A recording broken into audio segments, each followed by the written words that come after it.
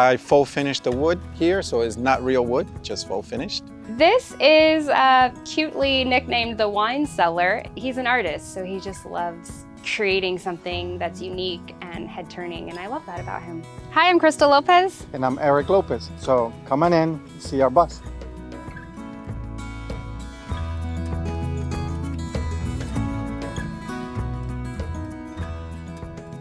Okay, welcome inside Lola. Here is our kitchen. We have butcher block countertops and a farmhouse sink. And we opted for just a little bit of overhead storage because we love being able to see out when we're washing dishes or preparing food at the beautiful views, the mountains, the horses, and sometimes the parking lot. But love having the windows up high where we're not having to duck down and see out. And the reason that our kitchen has so much space is because it's actually built into one out of two of our slides in this bus. We did put 2 slides and they give us 4 extra feet of width space, so it helps tremendously with space. We absolutely love the farmhouse sink. It's just nice and big. Having something like this is really handy because we can, wash fruits or vegetables inside. We can, use it as a drying rack. We also have another drying rack we could put on the counter, but we end up just using this. This is our propane stove. It has 4 burners, 2 small and 2 large. We have this stainless steel backsplash beside it, which is amazing. And it's easy to clean and just there's enough space around it. It's worked out really well. We have this, the oven inside that is also a storage area. Moving on back through the kitchen, we have our apartment size fridge. It is electric. It has plenty of space. We actually started with a bigger fridge thinking, oh my gosh, we're gonna need so much space for food in our bus. And it was a double door stainless steel fridge. And we got in here and ended up buying this instead. And it's been plenty because we were kind of forgetting that when you're on the road, there's so much more time to buy fresh food and cook fresh. And so we didn't need as much space. We decided to raise it, have this little storage area on the bottom so that things were more at eye level. 2 complaints that we've heard from our friends that live full-time, either in RVs or buses, is having to find a laundromat and not having a bathtub. So when we did our design, we decided to solve both of those things before that problem arose for us. So that is why we have these, and that is why they are here. We got a really good deal on these huge, completely non-practical washer dryer set. But we decided that, if this later down the road, if this isn't working for us, we can take these out and get a smaller unit, but we're going to build it in from the beginning. We don't really use the dryer on solar. We can use the washer with our 100-gallon tank. But again, when it's time to do laundry, we'll find some hookups because that's just the more efficient way to use these. And again, great storage area.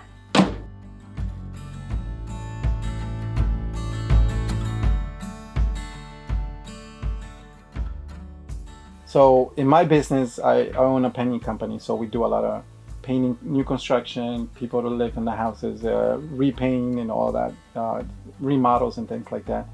So I love the fact of going tiny because obviously you minimize everything that you have in the house, and I like to everything just to be as less as possible. So then there's more space.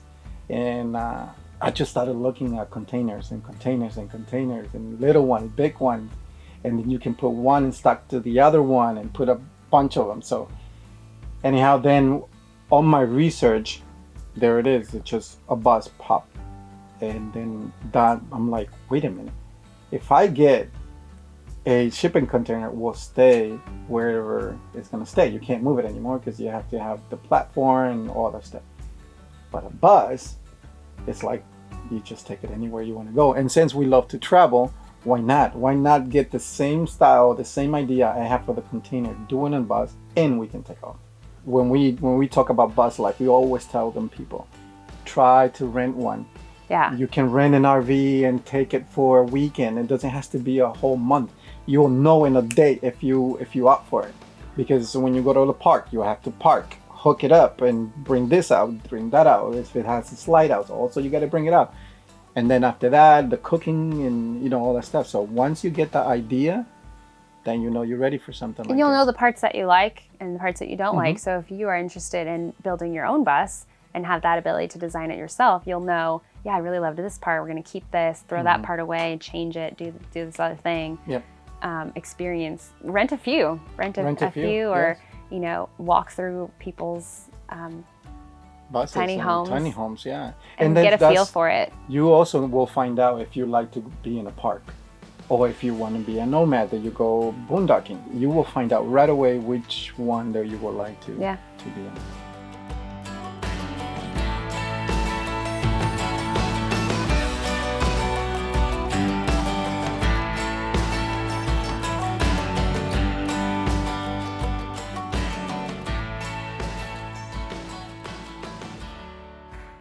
On the opposite side to the kitchen is like the living area space, couch. This is a 3-in-1, so it's a couch, it's a bed, and it also has full storage the entire length of the couch. What I love about this couch in particular is that when you're converting it from a couch to a bed, the storage is untouched, so you don't have to be moving things around. It fit perfectly into the slide out, which was perfect for us. It's so comfy. We love being able to have a real kind of house couch, and we're able to bring the table that's stored underneath the couch out. We still have plenty of space to walk around. So loving this couch. My husband likes to do everything different than anyone else and likes to do things that he's never seen done before. So that was the main reason of having the slides. And then obviously additional benefits is just having more room. They were a lot of work. And my, not favorite at the time, but favorite story is my husband said, you know, I don't really know if this bus is going to like cave in like a tin can when I cut huge holes out of the side of it. And I said, great, how are you going to figure that out before you do it? And he said, I'm just going to do it, see what happens. So luckily it all worked out, but that was a fun day. This is cutely nicknamed the wine cellar. It's really just a storage area. So we've actually raised the floor in this bus, and we have our 100-gallon fresh water and our 100-gallon gray water tank on either side of it. I didn't want to have wasted space in the bus, so that's why we created this storage area.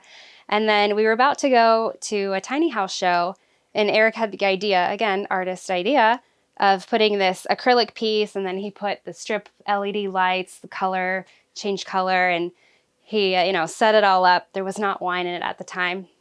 And somebody came in and said, oh my gosh, you have a wine cellar. And I said, no, yeah, we do. And so that's how it got its nickname. And so now we kind of just stage it. City transit buses have 2 entrances, and we loved that. It's another reason why we loved the city transit bus. And so at the back, well, actually both of them, we replaced the bus doors with a house door.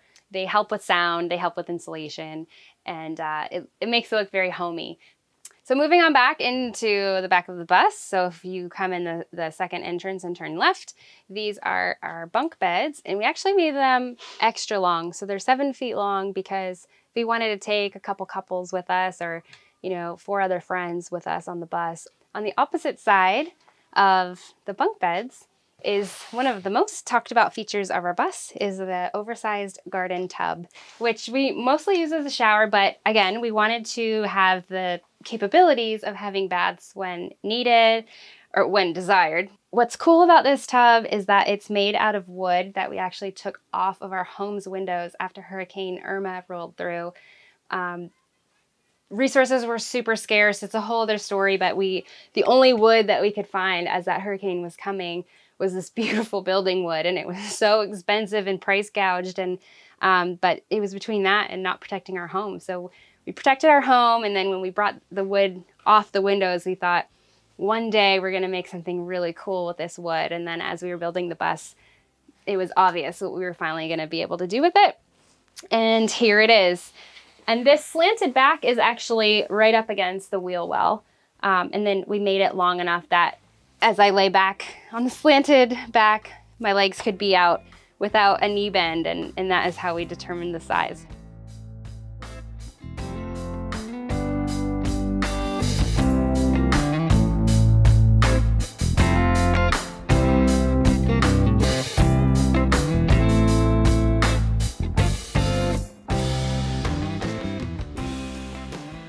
I'm an occupational therapist. I work with children and adults.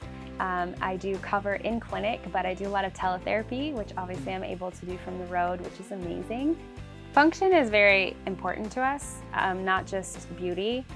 Especially as an occupational therapist, our whole, how we look at the world is it functional? Is somebody able to do the activities of their daily life that are meaningful to that person? Are they able to easily do those activities? And your living space is a huge part of that. It's so much more than just being, Instagram pretty or something like that. It's gotta work, it's gotta flow. And nobody wants to move 7 things to get to that one thing you use every single day and then Right. have to put 7 things back. And so it was very well thought out, and we changed a lot of things in the design process to, to really feel the space. So we would kind of walk in and think about how we had things designed and then, pretend. I'm gonna pretend to cook a meal and, how is it, bending down here, reaching over here, or do you have to go to another room of the bus to get something that you need in that space? So thinking about where things are stored, how things are stored, the level at which they're stored, and not just for cooking, but for everything, for bathing, for sleeping, for driving, for hanging out. Everything is just well thought out because function is really important. Yeah.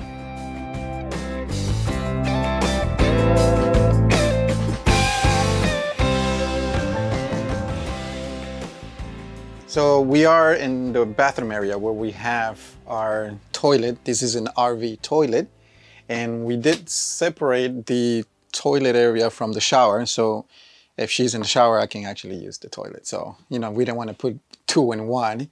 So the only problem that we find out later on is the tank on this toilet, because I only had a little bit of space down there. So we only have 18 gallons down there. So it has its own gallon, and it gives us, I'd say, no more than 2 weeks to have that, the toilet full. And then I invented this gauge right there, and then it tells us that when it's full, it's bad, obviously. Since I'm a car enthusiast, there's a lot of things in here that is from cars, like the gauge, for example. And it's a cool feature. When people come in, they're like, oh, look, gas tank. So, and then I got to explain it to them what's about. So the solar that we have right now, we only have AGM batteries. It's only 4 batteries, 8,000 inverter, but it's not powerful enough to run our 2 ductless mini split. So that's the next step we're going to do. We're just going to get a little bigger, more batteries with a bigger panels, and then we'll be set. We do have 3 things. I do have the solar, I have shore power, and then I have the generator. Generator is a backup whenever we run into this problem. I can run that AC with the generator. Obviously, I don't like the noise, so I don't turn it on. But that's the next step, just getting a bigger solar system. All right, so we outside, and Lola, because I'm a car enthusiast, I love hot rods. So that was my idea. I popped a picture where it was a hot rod, the woody cars, and it had the wood look on the exterior with the white walls, the red, and the spike wheels, and all that stuff. So that's where she came about. I full finished the wood here, so it's not real wood, just full finished. White walls are not real. I just spent $10 buying a nice little paint, rubber paint, and just paint them. And once in a while, I got to paint them. And then over here, obviously, these are the slide outs. They stick out, and then I continue the line on the slide out, so whenever it's in, it does not look like I have a slide out. On this side of the bus, we have the shore power. And then here I have a plug-in GFI, just when it rains, and it just pop the breaker, and just in case we have the water. And this is my shore power for 50 amp, 30 amp, you name it. Up in this section, we have a maintenance deck up here. And the other side, I have the ladder going on the side of the bus, so you can go up there and then check out the solar panels if something happened to the solar panels.